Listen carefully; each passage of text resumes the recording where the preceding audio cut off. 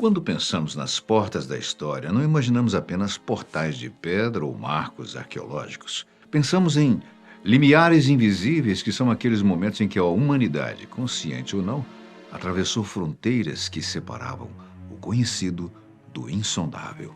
Dizem que existe um portal estelar no Peru. E se for verdade?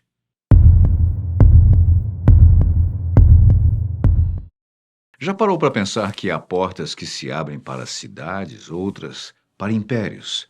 Algumas mais raras parecem se abrir para regiões da memória coletiva onde mito e matéria ainda não aprenderam a se separar. É intrigante a forma como passamos de passado àquilo que, na verdade, ainda pulsa sob os nossos pés. Um passado que não passou. Esse foi o sentimento sobre a investigação de uma formação rochosa nos Andes peruanos, um lugar em que a história oficial descreve como um projeto inacabado dos Incas, enquanto as tradições locais insistem em algo muito mais antigo e profundo. Ali, entre montanhas silenciosas e um céu rarefeito, existe uma parede de pedra vermelha cortada por uma forma perfeita em T. Uma porta esculpida na rocha viva, um gesto humano gravado em geologia. Ao chegar nesse lugar, a recomendação é que você não se comporte como turista. É preciso chegar como alguém que aprende a ouvir o silêncio. E eu vou te contar por quê.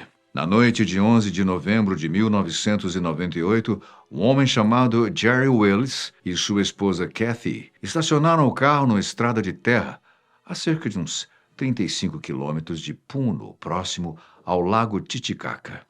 Era um desses lugares onde a civilização parece recuar em respeito às montanhas. Não havia luzes, não havia casas, apenas eles, o vento frio soprando e a presença maciça dos Andes. Aquela região vive a mais de 3.600 metros de altitude. O ar é fino e o coração bate mais rápido. Cada passo exige negociação com o próprio corpo e, talvez por isso mesmo, cada pensamento também se torna mais agudo. Os povos Aimarás são indígenas milenares da região e chamam aquele território de Cidade dos Espíritos. De geração em geração, repetem a mesma advertência.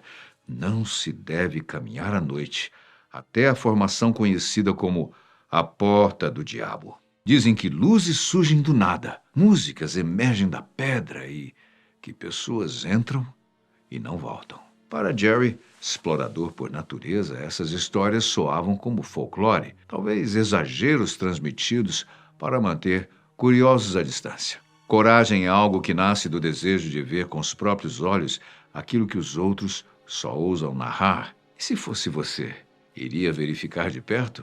Bem, nós só sabemos que Jerry e Kathy caminharam no escuro por cerca de uns 20 minutos. Atravessaram cascalhos soltos, desviaram-se de arbustos espinhosos e respiravam com dificuldade. As lanternas recortavam as sombras estranhas nas rochas de arenito vermelho, moldadas pelo vento e pela chuva em formas que lembravam rostos e criaturas imóveis. O silêncio era tão espesso que parecia uma substância palpável. Nesse ponto, talvez qualquer um de nós já tivesse recuado. Mas Jerry prosseguiu e sentiu aquela sensação antiga e primitiva de estar sendo observado. Ele tentou racionalizar que talvez o vento abafava os sons ou os animais já estivessem recolhidos. Mas, no fundo, ele sabia que não era nada daquilo. Ali já era o medo marcando presença. Afinal, o corpo sabe coisas que a mente ainda não articulou. Então, ele viu. À frente deles erguia-se uma parede lisa de pedra, como um altar natural. No centro, talhada com uma precisão impossível de ignorar, havia uma abertura em forma de T, com cerca de uns 7 metros de altura e largura. Na base dessa estrutura monumental, uma alcova menor, do tamanho aproximado de um corpo humano mediano, uma porta dentro da porta. Jerry se aproximou e tocou aquela superfície. A rocha era surpreendentemente lisa, muito mais polida do que o entorno natural. Não era obra do acaso. Era pura intenção gravada em mineral. Foi então que ele notou um pequeno detalhe. À direita da alcova havia um rebaixado perfeitamente arredondado, como se alguém tivesse esculpido ali um encaixe. Era um orifício bem pequeno. Jerry passou o dedo por ali e sentiu a regularidade geométrica daquele vazio. Daí ele pensou em muitas possibilidades, que poderia ter sido uma erosão ou obra de rituais antigos. Bem, mas mesmo assim, não atribuiu maior importância. Já reparou que quase todas as grandes histórias começam com alguém subestimando um detalhe? Isso nos lembra do famoso provérbio alemão de que o diabo mora nos detalhes. Jerry então disse a Kathy que iria tentar entrar no espaço da parede. E ela entendeu sem precisar de explicações. Ele havia ouvido rumores de que certos gestos, certos posicionamentos do corpo poderiam provocar alguma resposta naquele lugar. Ele não sabia o que, mas precisava descobrir. Finalmente, ele entrou na pequena abertura, ajoelhou-se e, após hesitar por um instante, virou-se para encarar a parede. Era como se o ritual dependesse dele. Ele então encostou a testa na pedra, apoiou as mãos nos lados da cavidade e fechou os olhos. Ali, por alguns segundos, nada aconteceu. Ele respirava fundo, tentando silenciar o próprio mundo exterior, concentrando-se no ritmo interno. Kathy observava a distância, segurando a lanterna, provavelmente se perguntando em que momento aquela aventura se tornara estranha demais. Então Jerry ouviu um som. Não era vento nem o próprio coração, era um zumbido grave, contínuo, que parecia emergir de dentro da rocha. Ele então abriu os olhos e tudo parecia igual. Pensou na altitude, na pressão, num possível efeito fisiológico. Fechou os olhos novamente e pressionou a testa com mais força. Foi quando então sentiu a temperatura mudar. A pedra, que antes era fria como a noite andina, começou a aquecer sob a sua pele. Não era um calor corporal, era outra coisa, um calor que parecia vir de dentro.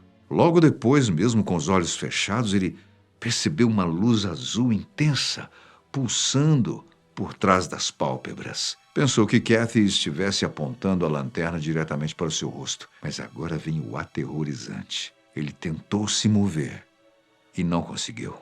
De repente, a resistência da parede desapareceu e ele caiu para frente, mas não bateu na rocha. Ele simplesmente atravessou. Do ponto de vista de Kathy, tudo aconteceu em silêncio. Ela viu o corpo do marido se projetar para dentro da alcova e, em vez de colidir com a parede, simplesmente desaparecer. Isso mesmo. Num instante, ele estava ali. E no seguinte, não estava mais. Ela piscou incrédula, avançou e iluminou a cavidade. E nada, apenas pedra sólida. Imagine só o desespero. Ela tocou a parede e não havia buracos, não havia passagens ocultas. Era um paredão compacto. Ela gritou o nome dele, vasculhou os arbustos e girou em círculos com a lanterna. O pânico começou a subir como uma maré. Sozinha, em plena madrugada andina, no lugar em que os moradores chamavam de Porta do Diabo. Kathy acreditou por alguns minutos eternos que o seu marido havia morrido, sido engolido pela montanha. Então, ouviu um som e um suspiro profundo. Jerry reapareceu exatamente onde havia desaparecido, ajoelhado, ofegante e tremendo como alguém que acabara de retornar de um mergulho desafiador. Kathy correu até ele desesperada, chorou e perguntou onde ele tinha ido. Mas Jerry demorou a responder. Olhava fixamente para as próprias mãos, depois para a rocha, depois novamente para as mãos. Por fim, ele conseguiu dizer apenas: "Eu vi estrelas." Bem, depois dessa experiência inesquecível, eles correram até o carro, trancaram as portas e partiram sem olhar para trás. Mais tarde, quando Jerry conseguiu falar com mais clareza, ele contou que, ao atravessar a parede, sentiu-se flutuando num vazio atravessado por um túnel azul. No fim desse túnel havia estrelas, como se ele estivesse olhando diretamente para o espaço profundo. E então, tão subitamente quanto havia ido, estava de volta ao chão do Peru. É tentador atribuir tudo isso à altitude, à falta de oxigênio, uma piração qualquer, né, de episódio dissociativo. Os mais céticos acreditarão nessas hipóteses, mas há um detalhe que retorna como um eco persistente. Olha só, 2 anos antes, em 1996, um homem chamado José Luis Delgado Mamani, nascido e criado naquela região, começou a ter sonhos recorrentes em que ele via um caminho de mármore rosado cercado por estátuas que terminava numa parede de pedra com uma porta azul brilhante. As noites se tornaram insuportáveis. Ele contou à família e disseram-lhe que era só cansaço. Será que os sonhos querem nos revelar algo? Bem, pode ser que sim, no caso do José Luis, porque um dia, enquanto explorava novas trilhas na serra de Ayamarca, resolveu parar após uma curva. Diante dele estava a formação rochosa dos seus sonhos. Não havia mármore nem estátuas, mas a porta em T era inconfundível. Ele então tocou a superfície e percebeu imediatamente que aquilo não era natural. Os cortes eram retos demais, a textura lisa demais. Ele ficou tão deslumbrado que correu para a cidade e chamou os arqueólogos. Eles mediram, coletaram amostras e confirmaram. Era um sítio antigo, mas não sabiam explicar a sua função. Afinal, era uma porta que não levava a lugar nenhum, exceto por um pequeno detalhe. O mesmo rebaixo circular que Jerry notaria 2 anos depois. Os anciãos locais não demonstraram surpresa. Chamaram o lugar pelo nome ancestral. Puerta de Ayamarca, Porta dos Deuses. E então contaram a ele a lenda. Para compreendê-la, é preciso voltarmos a 1533. Eu te convido para essa viagem quando os conquistadores espanhóis avançaram sobre o Império Inca, saqueando templos, massacrando populações. Para os espanhóis, o ouro era riqueza.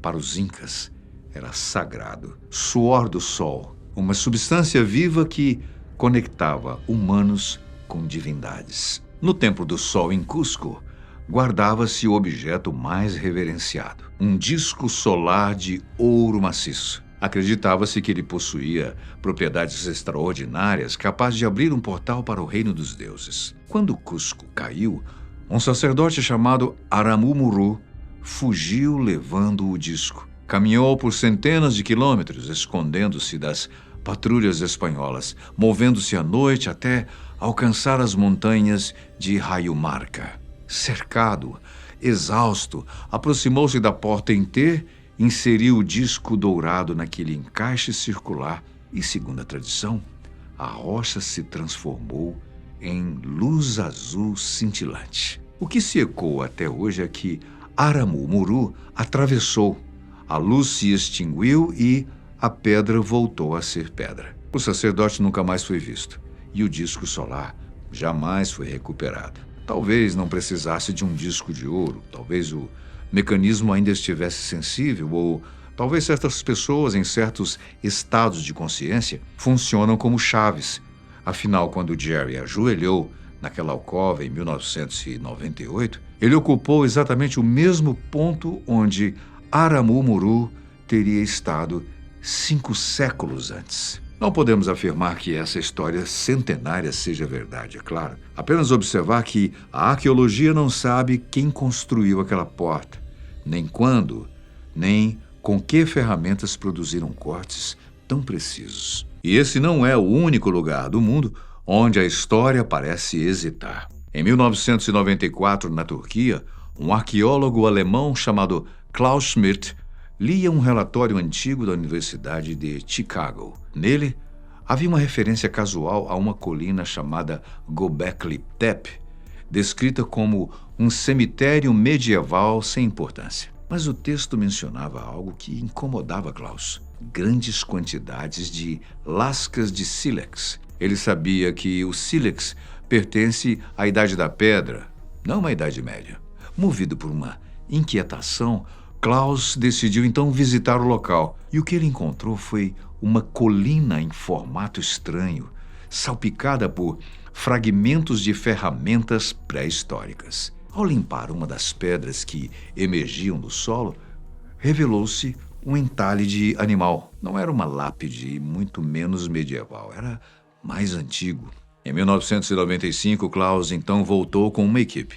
Logo descobriram que aquelas lápides eram, na verdade, pilares monumentais em forma de T, dispostos em círculos perfeitos. No centro de cada círculo, 2 pilares ainda maiores, alguns com mais de 5 metros de altura. À medida em que a terra era removida, surgiam figuras esculpidas. Eram braços, mãos, cintos e tangas. Os pilares representavam seres humanos estilizados, gigantes sem rosto, voltados uns para os outros em silêncio pétreo. Gravados neles, animais ferozes, escorpiões, serpentes, aranhas, abutres, leões. Não era um bestiário pastoral, era um vocabulário de perigo. As datações por carbono trouxeram um número que reescreveu o mapa mental da civilização.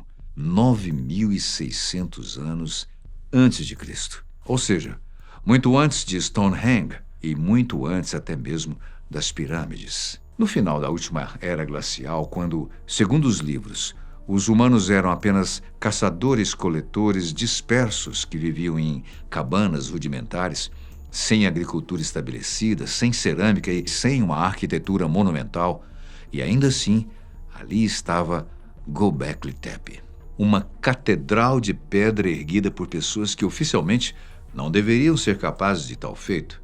O que seria da vida sem esses mistérios, hein? Pensa num lugar sem casas ao redor, sem vestígios de moradia permanente, sem nenhuma fonte evidente de água. Como eles vinham, realizavam algo ali e partiam. Bem, o que sabemos é que era um templo e provavelmente o primeiro da humanidade. Mas o aspecto mais perturbador não foi a sua construção.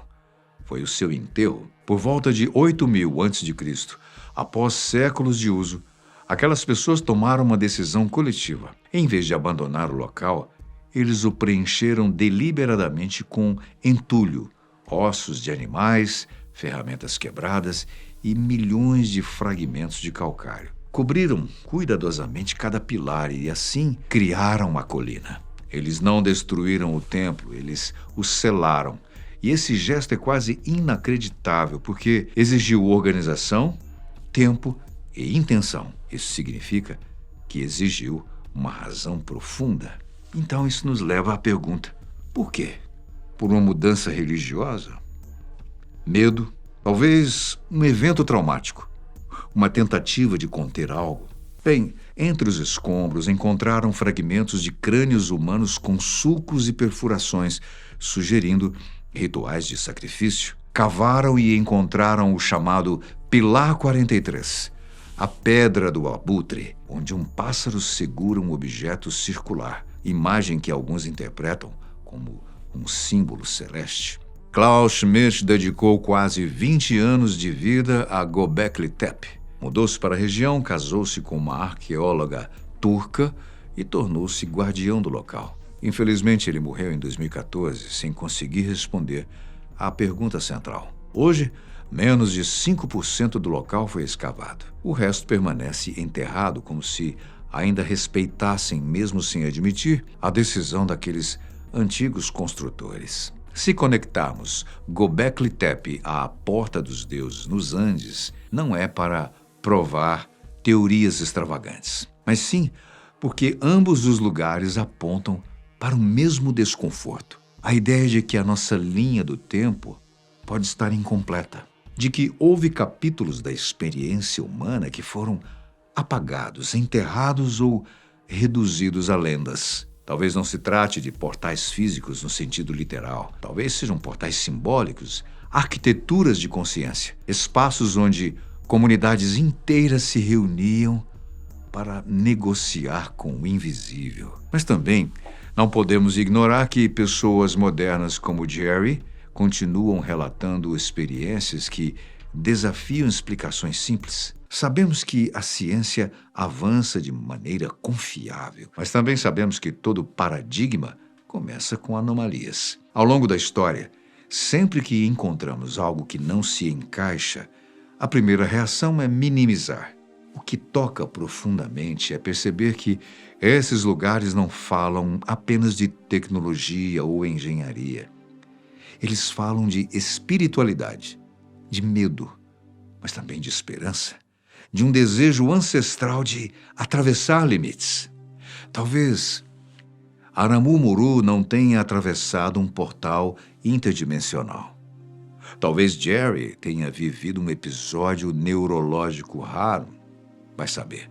Talvez Göbekli Tepe seja apenas um complexo ritual extraordinariamente antigo, mas mesmo se for apenas isso, já é suficiente para nos transformar. Por quê? Porque significa que, desde o início, nós fomos uma espécie que constrói catedrais antes de cidades, que busca sentido antes do conforto, que ergue monumentos para dialogar com forças que não compreende totalmente. Talvez tenhamos que reconfigurar a nossa lógica e não olharmos para essas portas de pedra e pensarmos que elas não foram feitas para serem atravessadas com o corpo, mas com a consciência. Elas nos convidam a reconsiderar quem fomos e quem podemos ser. E talvez seja por isso que alguns povos decidiram enterrá-las. Talvez entenderam que certos conhecimentos precisam descansar até que a humanidade esteja pronta, ou talvez tenham aprendido, da maneira mais dura, que nem toda porta deve permanecer aberta. Hoje, qualquer pessoa pode caminhar até o Raio Marca, pode se ajoelhar e encostar a testa naquela pedra. Mas eu acredito que o verdadeiro limiar não está na rocha, está dentro de nós. Porque a história não é apenas aquilo que aconteceu, é aquilo que nós escolhemos lembrar. E enquanto existirem lugares como esses, ali silenciosos, mas persistentes, continuamos sendo chamados a escutar o que o passado ainda tenta nos dizer, mesmo quando fala em linguagem de pedra, sombra e estrelas. Talvez algumas respostas não existam para serem possuídas, mas para serem contempladas. E talvez o maior portal seja justamente esse: a disposição de permanecer em pergunta, em busca, diante do mistério, sem a pressa de reduzi-lo. Porque, no fundo, toda civilização é construída sobre escolhas de memória. E toda porta, visível ou não, nos pergunta silenciosamente se estamos prontos para atravessar aquilo que somos. Essa não é uma reflexão com conclusões fechadas. É algo que vai permanecer aberto como uma porta antiga sob o céu andino. E se for verdade?